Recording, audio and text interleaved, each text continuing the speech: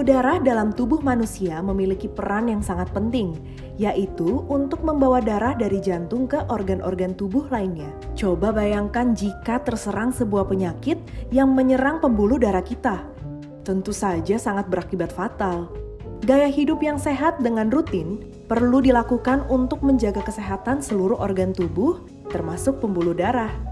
Yuk kita simak penjelasan dari Dr. Yuan Sun Kosama, dokter spesialis bedah vaskuler dan endovaskuler berikut ini, yang akan membahas tentang kesehatan pembuluh darah manusia.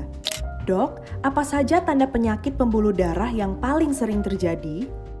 Penyakit pembuluh darah yang paling sering terjadi adalah apa yang kita sebut sebagai penyakit arteri perifer, di mana terjadi penyumbatan dari pembuluh darah arteri. Akibat penyumbatan itu, maka aliran darah terutama ke ujung-ujung jari baik tangan maupun kaki mengalami penyumbatan, mengalami penurunan aliran, sehingga pasien paling sering mengeluh adanya rasa nyeri di daerah ujung-ujung jari atau tangan. Dan juga disertai dengan warna yang berubah menjadi kebiruan atau bahkan kehitaman, kemudian rasa yang dingin kalau diraba.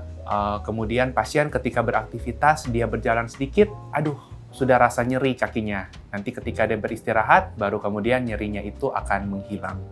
Apa penyebab munculnya penyakit pembuluh darah? Penyebab daripada aterosklerosis itu disebabkan satu, karena faktor usia. Faktor usia tentu kita tidak bisa mencegahnya. Yang bisa kita kontrol yaitu terjadinya karena kolesterol yang tinggi, karena DM atau penyakit kencing manis, kemudian kebiasaan merokok, dan kemudian juga kondisi tekanan darah yang tinggi yang bisa menyebabkan terjadinya aterosklerosis pada pembuluh darah.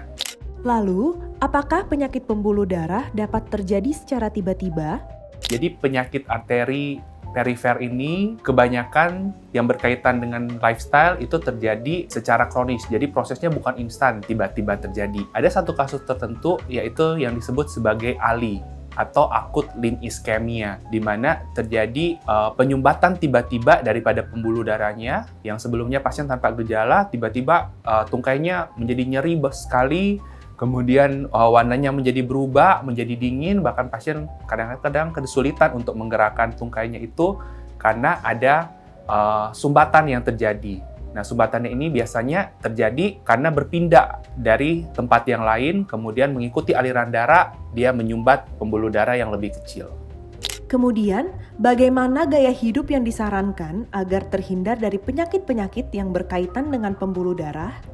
Tentu saja gaya hidup yang sehat ya. Gaya hidup yang sehat dia ini diartikan bahwa kita mengontrol semua faktor-faktor risiko yang berkaitan dengan terjadinya aterosklerosis atau plak pada pembuluh darah. Jadi kita harus kontrol. Kalau misalnya kita tahu keluarga kita, orang tua kita, paman, kakek nenek kita punya riwayat darah tinggi, maka sedari dini, sedari muda rajin untuk kontrol tekanan darah ya. Kalau tekanan darahnya cenderung di atas 120/80, itu harus hati-hati. Mulai ada kondisi prehipertensi, jadi harus kontrol secara rutin. Bahkan tidak jarang pada beberapa pasien, jikalau tekanan darahnya itu sudah melewati batas prehipertensi, maka dia sedari muda sudah disarankan untuk minum obat untuk mengontrol tekanan darahnya. Yang kedua, yaitu kita mencegah, yaitu sumber masalahnya itu adalah daripada makanan yang masuk. Makanannya seperti apa? Jadi seperti makanan yang kadar garamnya tinggi, makanan yang kadar gulanya tinggi, makanan yang kadar lemaknya tinggi, seperti misalnya goreng-gorengan, makanan yang bersantan, makanan yang jelas terbuat dari gula atau tepung-tepungan yang kita konsumsi berlebihan. Jadi kebutuhan badannya hanya berapa, tapi kan enak nih, dihajar melebihi kebutuhannya. Ini akan menyebabkan terjadinya dapat memicu faktor-faktor risiko terjadinya penyumbatan pada pembuluh darah arteri. Kemudian juga penting untuk kita menjaga aktivitas fisik kita dan juga harus rutin berolahraga. Kenapa berolahraga ini penting? Karena berolahraga ini akan membantu untuk mengontrol tekanan darah, dia akan mengontrol juga, dia akan membantu untuk proses pemakaian daripada gula darah, kemudian juga dia bisa membantu untuk menurunkan kadar kolesterol di dalam darah.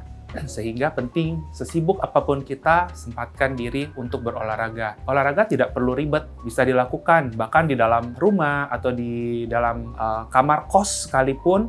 Ada olahraga-olahraga yang bisa kita lakukan. Targetnya yaitu setidaknya minimal adalah 20 menit kita berolahraga. Sekian pembahasan mengenai penyakit pembuluh darah yang berkaitan dengan gaya hidup. Mari biasakan gaya hidup yang sehat. Saya Dr. Yuan Sun Kosama, spesialis bedah, subspesialis bedah vaskular endovaskular konsultan. Sampai jumpa pada pembahasan berikutnya.